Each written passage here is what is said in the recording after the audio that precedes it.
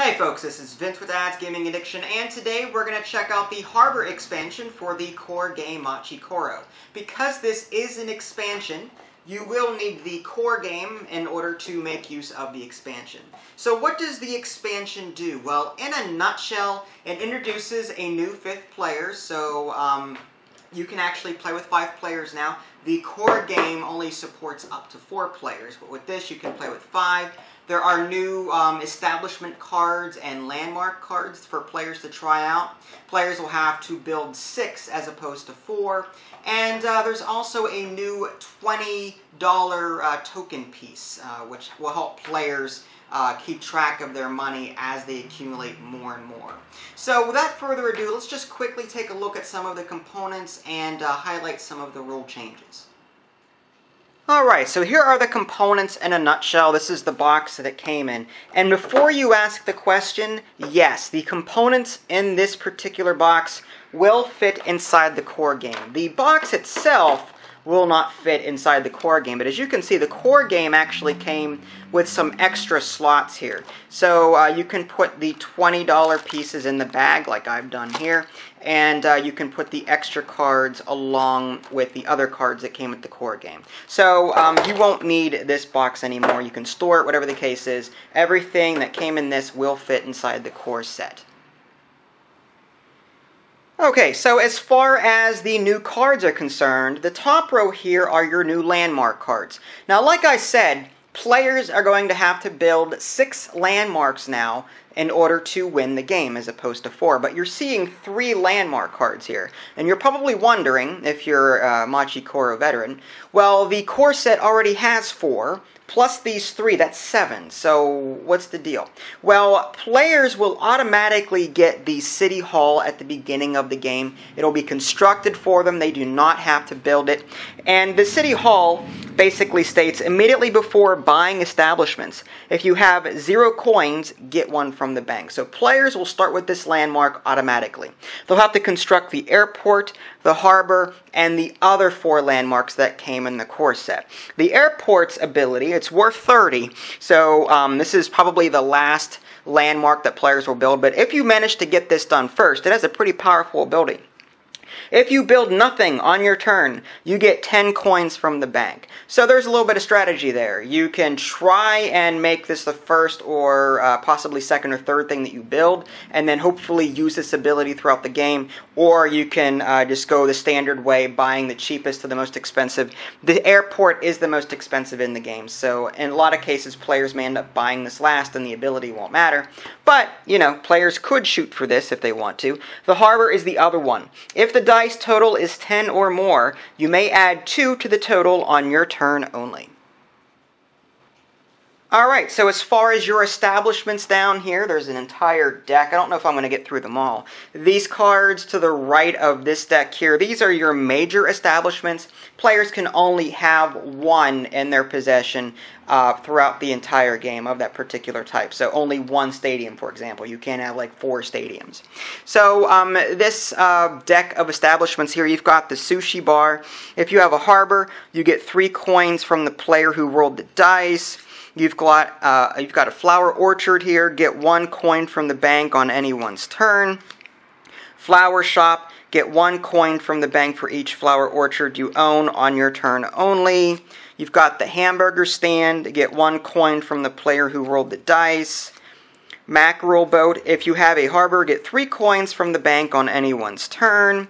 Food warehouse. Get 2 coins from the bank for each, looks like this coffee cup establishment that you own on your turn only, and you can see like the sushi bar has that particular icon there.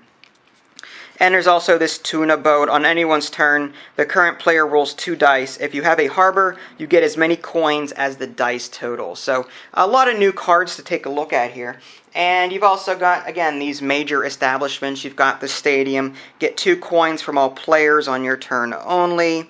You've got a TV station. Take 5 coins from any 1 player on your turn only. Business center. Trade 1 non-major establishment with another player on your turn only.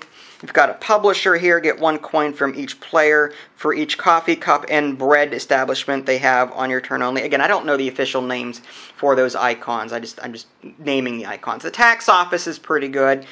Take half, rounded down, of the coins from each player who has 10 coins or more on your turn only. So if you see people trying to save up for this airport, for example, you could grab the tax office and, use that ability on them. So it's also worth mentioning that this game comes with any card extras that you might need to fill the core set. Again, the core set only supports 4 players, so this expansion came with an extra bakery and wheat field, which are your starter cards. That way, you'll have the cards that you need in order to support 5 players.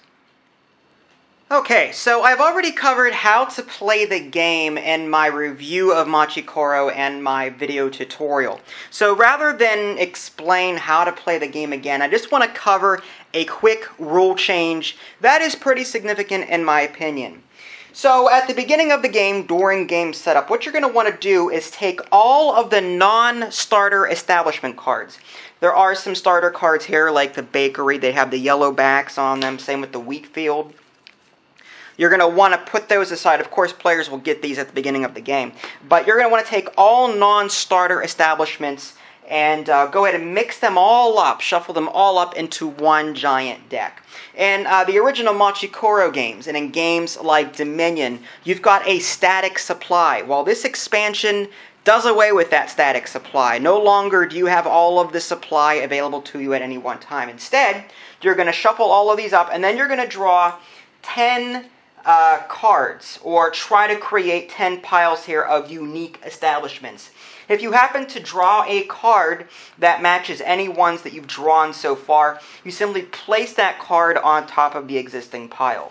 So here's a forest, for example. I already have a forest, so I'm going to put that there. And so as long as you've got 10 unique ones, and they look all unique to me. And then you can rearrange these by number if you want to. And then players will be able to begin the game that way.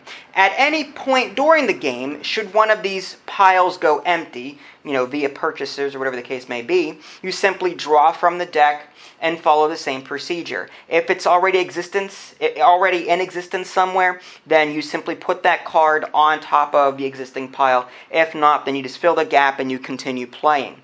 When this deck runs out, then players will just continue playing without having to fill the supply. One final thing worth mentioning, if all players happen to own a particular major establishment, like let's say everyone in the game had the publisher. Well, what you're going to want to do, since no one can actually buy that card anymore, you're just going to simply remove it from the game and then draw a new card to fill that space. The macro boats are in existence, and you'll keep on drawing to fill this particular spot. Nothing too fancy. Alright, so there you have it, a very brief look at the Harbor expansion for Machi Koro. It's important to note that I didn't cover all of the rules found in the manual. This was just a quick overview to give you an idea as to what you'll find in this particular expansion. As far as what I thought, the whole deck idea definitely threw me for a loop. I wasn't expecting that, just because, most expansions, will draw on the same rule set as the core game. Ticket to Ride being a good example. You've got the same board, the same idea. In this case, the Harbor expansion does away with the static supply and gives you a deck. And there's more randomness there. So I thought that was pretty interesting. One issue that may come up is that players, whenever you draw your initial 10 cards, if none of them are low numbers, players may have a hard time getting started. If that's the case, my recommendation is to take the non-starter bakery and wheat field cards, seed 2 of those 10 piles with, I don't know, 2 or 3 cards. Maybe you can go by the number of players. So if there are 4 people playing, you could put 2 bakeries and 2 wheat fields down. Or, I'm sorry, if there are 4 people playing, put 4 bakeries and 4 wheat field cards down for the starting 2 piles, and then fill the other 8 piles with cards from the deck. You could try that route. And if you want to, as a variant, the manual doesn't list this, but you can pick your own supply if you want to. I mean, you sort of did that in Machi Koro. There weren't as many cards to choose from, but now that you've got this Harbor expansion, you can pick and choose what decks you want to include in your game and just use a static supply and do away with the deck idea altogether. So, do I recommend this expansion? Most definitely yes. The only people I wouldn't recommend it to are the people that only take Machi Koro out once a year. I mean, you don't need to buy an expansion for a game that you barely touch. So, other than that, the Machi Koro expansion, Harbor here, definitely adds a lot of flavor to the game, more depth, and just makes the game better overall. So, with that being said, if you want to check out my review on my official website, www.dadsgamingaddiction.com. If you haven't already, subscribe to my YouTube channel. That way you can keep up to date with any new content I'm going to publish. This is Vince, thanks for watching, and I'll catch you next time.